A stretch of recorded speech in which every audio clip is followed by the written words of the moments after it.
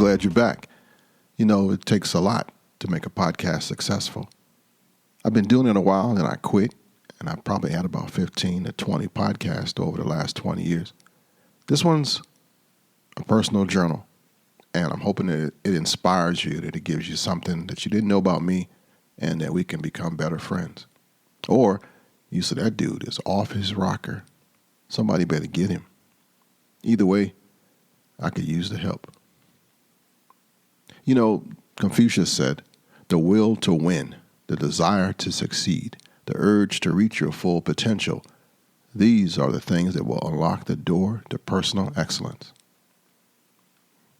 Not a bad thing from Confucius, huh? You know, some podcasts, they say, don't have no intro music, man. It messes things up. But I like it. Back in the day, all the good movies had cool themes. I've been digging the internet looking for this one. Let me know if you know where it comes from originally.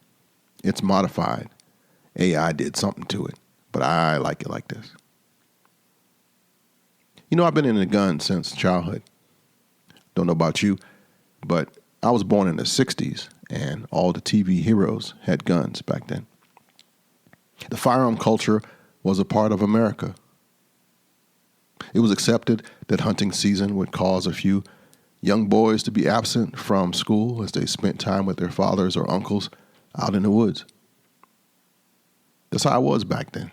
And it wasn't uncommon to see long guns in the back of pickup trucks if you lived in the country. And the more rural you were, the easier your access to firearms were. They were just tools. They were collectible items that were passed down in families. You know, they hadn't invented that word yet, that term, gun violence. You know, guns don't kill people. People kill people. Firearms didn't pose the threat of violence that is parroted today. They are still mechanical devices that people use and received as a rite of passage into grownhood. That ain't a word, but better than manhood right now. Adulthood, that's a better word. There you go. The fear of guns and the manifestation of gun control has always been there, but not to the status that it has today. Today is a part of the blame game. And common sense was more common before the drug wars of the 90s. Gun control was not a business like it is now. I spent 30 years and sacrificed a career fighting gun control as a firearms instructor and a civil rights activist known as the black man with a gun.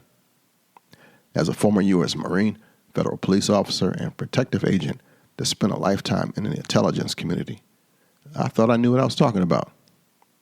I have protected a U.S. president and 3 high-ranking government officials. I've traveled to and worked in 13 hostile countries.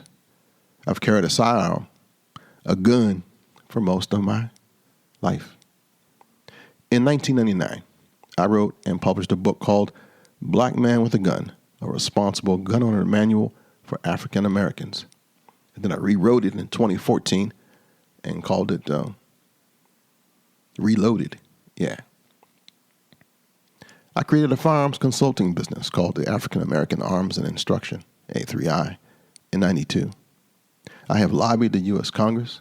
I have testified in the state legislatures of Virginia, Texas, South Carolina, Michigan, Maryland, and Wisconsin. If you want to blame somebody for having concealed carry in all the states, that would be me. I helped with that. I was instrumental in the passing of concealed carry reform in 92 for Virginia and Texas. We started a whole movement. I founded the 10th Cavalry Gun Club, a national pro-gun organization designed to encourage African Americans to get out of the unsafe mood and learn about firearms. I failed more than I succeeded. I've tried a lot in my short time on Earth. I even trademarked the name, Black Man with a Gun. In 2007, that's 2007 for the rest of y'all, I started podcasting and used the connections I had made as an activist to interview and share knowledge about firearms, the truth about guns, and its culture. I tried everything on that show.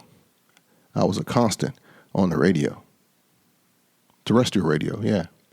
I was trying to break into it, and it was kind of blending. I've been in at least 4 documentaries. I've been the voice of reason called upon immediately after a crisis, and that got kind of old after a while because there were a lot of crises. The podcast became a pro-gun variety show, and it ended somewhere in 2023 after about 800 episodes, and it was a good experience. There are 100 of my original episodes in some museum archive somewhere. I forgot who called me and I sent them to them, but that stuff's there for all perpetuity. You know, back before Google and Facebook got really popular, I connected with thousands of people, and it was a household name in the firearms world. But today I pass that torch on to the young guns that can more effectively reach others through social media than I did in its infancy. Overall, though, I love gun people. They are traditional Americans that have the same values as my grandparents. There are not as many of them as it used to be, so I cherish the ones I know. I like the rest that often fall in the middle of the argument and understand it's about choice and the protection of life and not politics. And hopefully they like me back. And some of these traditionalists are still encouraging me, like good friends, although we have never met. You know, the internet isn't all that bad. These days, I don't debate or post gun pictures. I stopped responding to queries and calls to help others' ratings. I've embraced my creative side in my old age, and I'm learning the art of guitar. I use music for myself to help soothe me through my stress and to help others that don't get around like they used to. In the year 2019, I leaned forward with my guitar goals, and I'm not alone. People all over were buying guitars according to Fender, Gibson, and my friend and luthier extraordinaire, Den Zielinski. Younger people are learning, shredding, and making music with a guitar like never before. The pandemic increased it, and I needed it when my wife got sick. I found out that learning the guitar is a forward-looking process. It kindles hope and optimism. You may not know this, but it helps regulate stable mood chemicals like serotonin and dopamine. So for me, it gives me joy. I can physically chart my progress, and it's cheaper than therapy and doesn't leave me with any bad side effects. I've replaced many of the guns I had with guitars. Don't tell anybody, though. Each one allowed me to learn a style or try something new that helped my progress. I've been buying and selling them so much I decided to start a side business, which also helped me. So now I do minor repairs and setups for guitars and basses to help others get their sound or favorite instruments back. So at this point in my life, it's all about growth. I know who I am and who I am not. I try to get along with most people, and the rest I leave alone. I'm still working on me. I'm the only one I can control. Life keeps it interesting because it never fails to throw curveballs at you. I'm dealing with a curveball right now. And even with all that happening, I'm trying to live my best life.